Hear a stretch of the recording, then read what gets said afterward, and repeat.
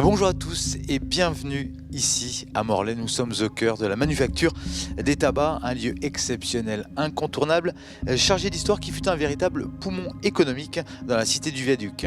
Si l'activité industrielle n'est plus présente ici depuis une dizaine d'années, la Manus offre une seconde vie. Des activités économiques, administratives, culturelles et universitaires ont déjà trouvé leur place au sein du site. D'autres projets sont déjà en cours de réalisation et notamment celui d'une antenne de l'espace des sciences de Rennes qui investira dans les mois à venir ce site industriel historique qu'est la manufacture des tabacs de Morlaix. Et on en parle tout de suite avec mon premier invité, Jean-Luc Fichet.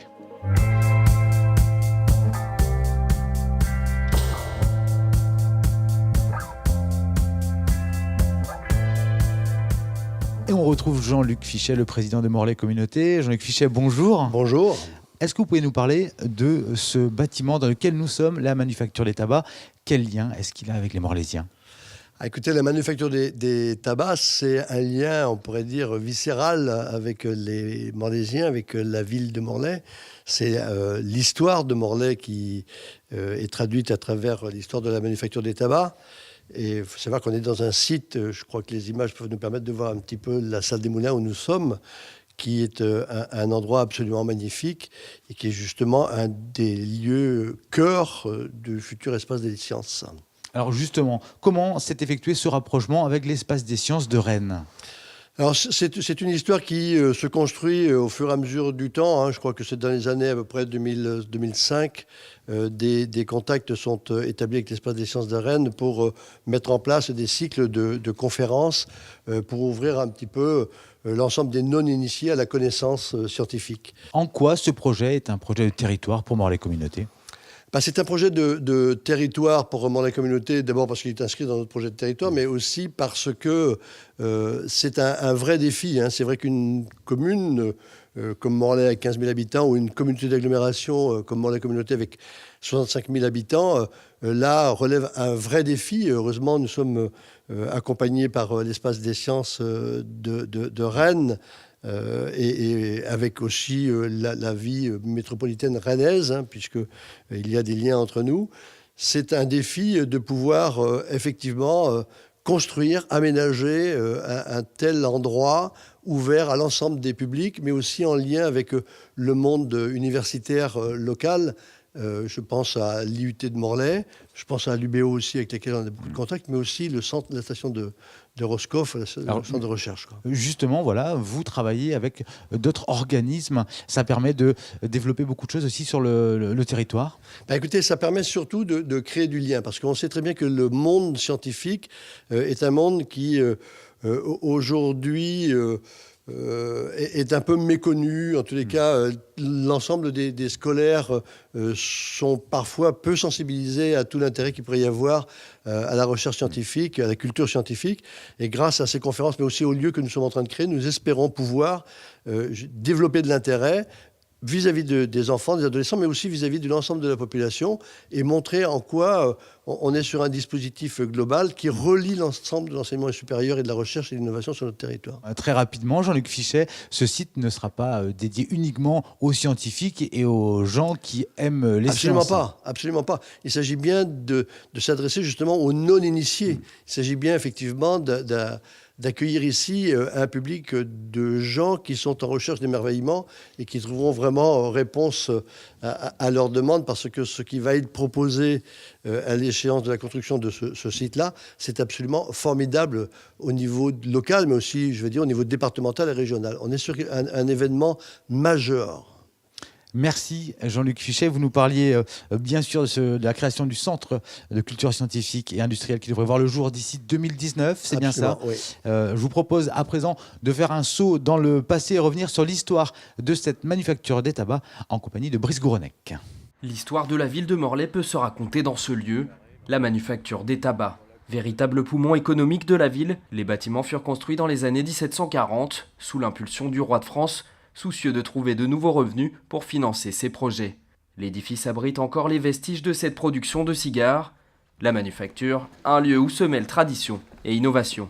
Dans cette manufacture de tabac, on produisait du tabac sous toutes ses formes, mais en particulier du tabac à râper, puis qui servait tant au tabac de prise qu'au scaferlati, qui permet de confectionner les cigarettes, les cigares, les cigarillos.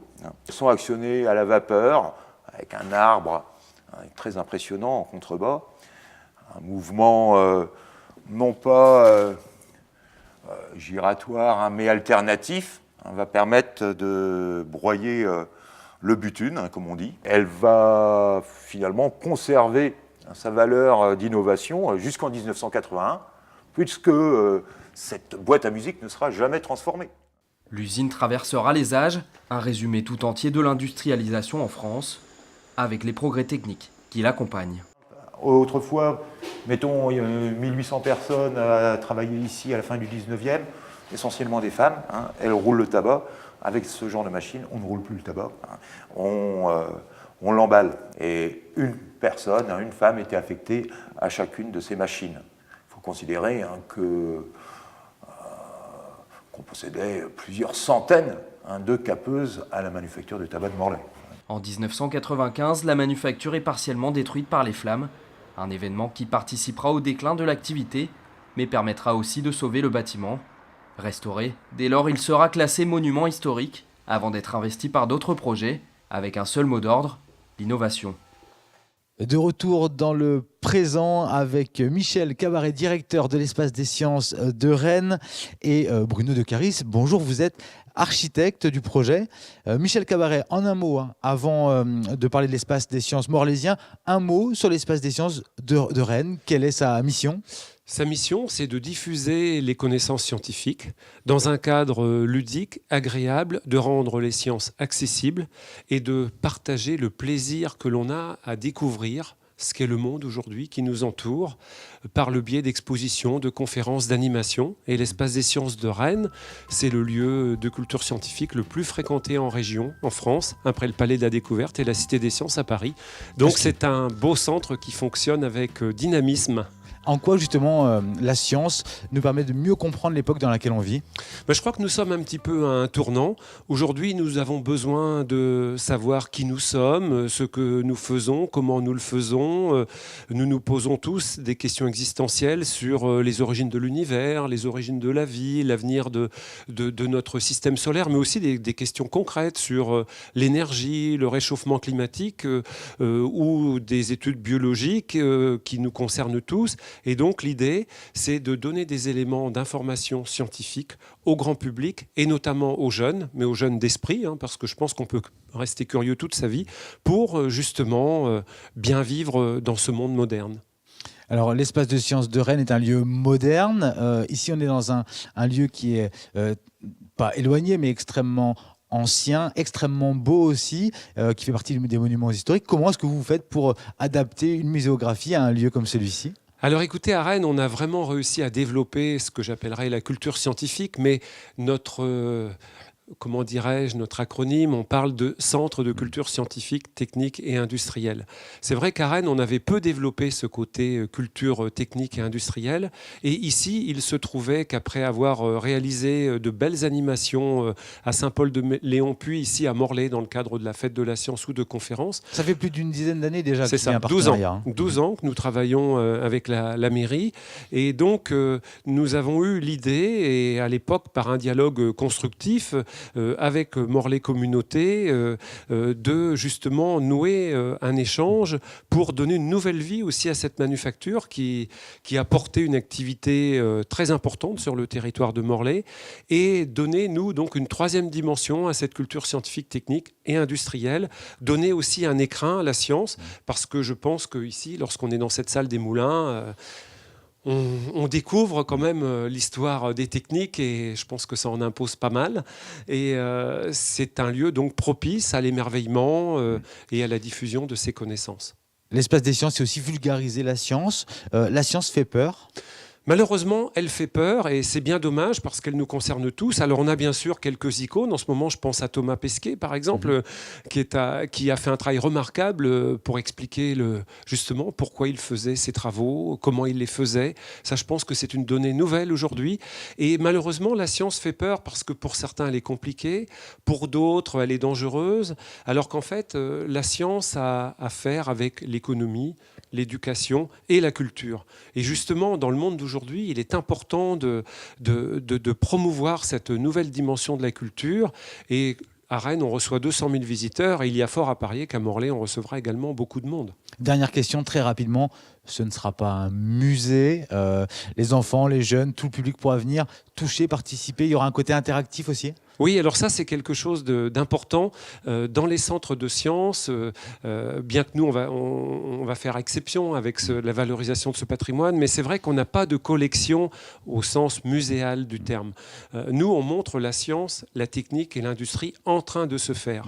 On aura dans le futur espace des sciences une galerie d'innovation. Voilà, une galerie d'innovation où des industriels, des chercheurs que vous connaissez bien ici sur le territoire, par exemple sur l'hémoglobine des vers marins ou sur les échangeurs thermiques, viendront présenter l'innovation en train de se faire. Et ça, je pense qu'il n'y a rien de tel pour donner confiance aux jeunes, pour donner le goût des sciences, le goût des techniques et des industries, que de partager ces connaissances dans des lieux ouverts, nouveaux du XXIe siècle. Merci Michel Cabaret. Un mot à présent avec l'architecte du projet, Bruno De Caris. Bonjour, vous êtes un architecte. Quand on est architecte et qu'on travaille dans un site historique comme celui-ci, c'est un terrain de jeu particulier. Comment avez-vous travaillé sur ce projet ? Alors bien sûr, c'est un terrain de jeu, c'est un terrain de préoccupation. Avant tout, donc vous êtes fait plaisir aussi. Alors il faut savoir que c'est un monument historique. Donc il a une très grande importance dans la ville de Morlaix. C'est un bâtiment qui a été construit au milieu du XVIIIe siècle par un grand architecte qui est Blondel, donc un patrimoine extrêmement important. Évidemment, il a été affecté à la manufacture de tabac. Et puis aujourd'hui, évidemment, la manufacture s'est arrêtée. Et la question c'est celle qui se pose dans l'architecture, c'est-à-dire que c'est une sédimentation. Une sédimentation, l'architecture, elle est appelée à durer beaucoup plus longtemps que nous. Elle était là avant nous et elle le sera là après nous.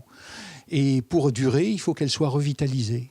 Et donc, de toutes les disciplines, c'est la seule qui admette l'addition, si vous voulez, et parce que c'est un art de sédimentation. Donc, on va lui rajouter une couche supplémentaire tout en respectant, si vous voulez, son état et son esprit. Il doit forcément rentrer en discussion avec celui qui existe. Par conséquent, prendre en compte à la fois la dimension historique, architecturale, la dimension sociale, celle qui était celle des gens qui ont travaillé, des traces qui sont arrivées, et également de se projeter vers l'avenir. C'est-à-dire montrer qu'il y a eu de l'intelligence à toutes les époques et qu'il y en aura encore et qu'il y en aura beaucoup grâce justement aux sciences. Merci Bruno De Caris, merci Michel Cabaret. Merci. Ainsi s'achève cette émission spéciale qui lance officiellement la nouvelle vie de la manufacture des tabacs, qui deviendra d'ici 2019 une antenne de l'espace des sciences de Rennes. À très bientôt sur TBO.